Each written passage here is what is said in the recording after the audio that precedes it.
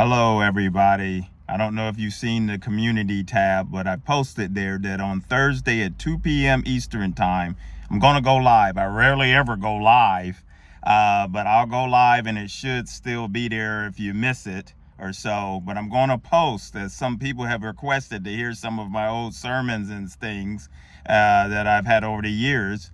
And I'm going to post my very first sermon, April 23rd, 1995. It's very, every time I get into April, I get emotional thinking about it because it was just a life-changing event. I got saved in October of 1992, and immediately, pretty much within a few months, I knew that the Lord had called me to the ministry. And we'll get into that another time or so, but I knew I was called. And and in preparation, my pastor took me through this steps as far as to validate my calling and for me to learn and not, you're a novice. More so when you first get saved, nobody should just, a lot of people, Paul told Timothy about novice, people being a novice within the ministry and things like that. But I immediately began to just immerse myself within the word and study and follow the lead of my pastor. And the day came when he set the date for me to preach what we would do in some churches. Each church does it different. A lot of within the black church, a lot of times they call it a trial sermon is what some, there's just different phrases for it. So you get to hear the atmosphere within the black church. You'll hear the pastor, my pastor, he's real silly. You'll hear the deacons shouting and people, conversating as you go on, as they would do in the black church. And they also tell you when to kind of like bring it on home in a way, as far as if you're maybe going too long or things like that. And so it's pretty, but it was a heck of an experience because I say this because I'm an introvert. And giving my life to Christ and knowing that I was called, and for him to launch me out there, I didn't want to be launched out there. I didn't want anything to do with this. And I didn't want any part of it.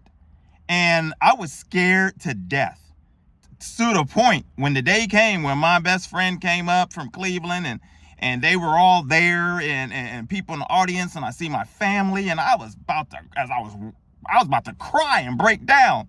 And my friend was just sitting there giving me a hand gesture, calm down. But I prayed and I just wanted to please the Lord.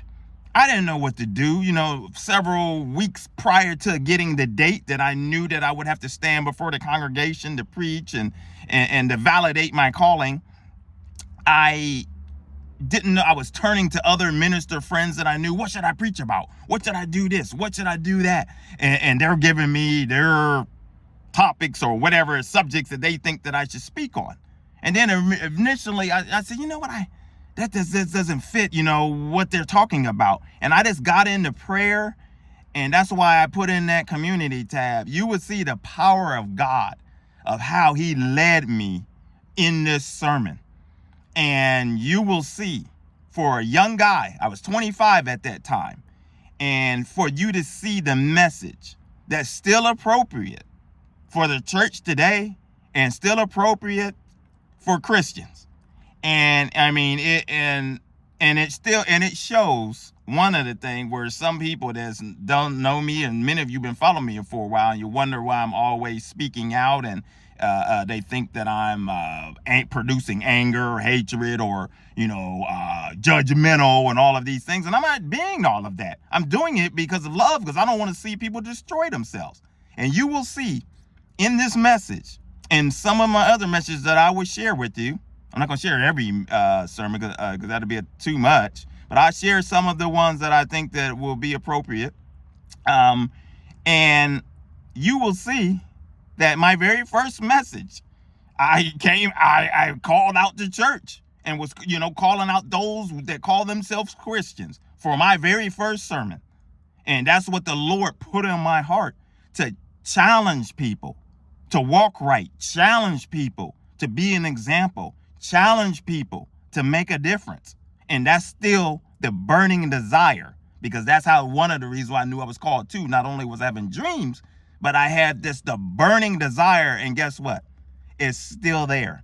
That desire is still there because the fire is still there. If the Lord has called you to do something, he's going to put the desire in your heart, as the scripture says. He will put that desire there. And it's like a fire that burns, and it will give you that motivation and to continue to go forward. And it's a desire that you can you're never satisfied. You want to continue to do a work for the Lord, whatever he's placed on your heart or whatever he's placed for you to complete a mission or so. So that's why I still do what I do. I want that. I'm give you a glimpse into me. 25. My voice may sound a little different. I'm gonna share with you my chaplain video, my first chaplain video in the hospital too, so you can see me. That would have been probably 2001 when you see that, maybe 2002 and things. But my voice changed a little bit at things. I was younger and things like that. But I want you to just get a glimpse into my character and me and where I come from and why it's means so much to me that people are being led astray by these deceivers out here. And that's why I take it so personal, because I was almost destroyed as I decided to go about doing things my way. I was almost destroyed because my father walked within a false religion and things like that. So for me, it's personal. And I do not want to see the devil snatch souls continuously by these people that we talk about on this channel that are on here lying in the name of the Lord. So I hope you tune in for those that you can. If you can't, it should be up there so you can tune in at your time. I don't know, the message is maybe 45 minutes long, somewhere in there, 45, 50 minutes, somewhere in there. I can't remember, but I'm gonna have to do it in a way.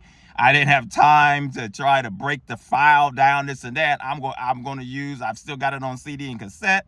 I'm going to hook it up, put it into a stereo, and we're going to play it that way. We're going old school. So you'll be able to hear it, and we'll be live and let you guys sit there and enjoy, and we'll talk. So stay blessed, my friends, and we'll talk later. Until Thursday, God willing, I'll see you then.